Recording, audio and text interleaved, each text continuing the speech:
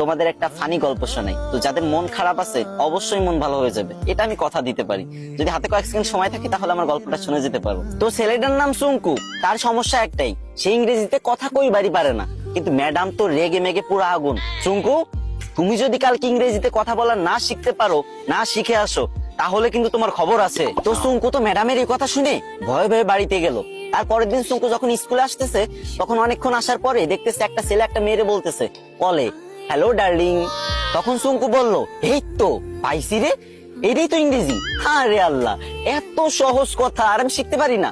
যাক, এটা আমি মুখস্থ করে নি। তো সুঙ্কু মুখস্থ করে নিল, হ্যালো ডার্লিং। চুঙ্কু ভাবলো রাস্তাঘাটে মনে হয় মানুষ ইংরেজি বলে সবাই, তো এবার থেকে যার ইংরেজি শুনবে সেটাই মুখস্থ করে নেবে। তো চুঙ্কু আর একটু দূর আগে যাওয়ার পরে পার্কের ধারে একটা মেয়ে একটা ছেলেরে বলতেছে, সেট আপ ননসেন্স। তো চুঙ্কু বলবো, এই তো আর একটা ইংরেজি পাইছি, সেট আপ ননসেন্স। এটা শিখে নিল।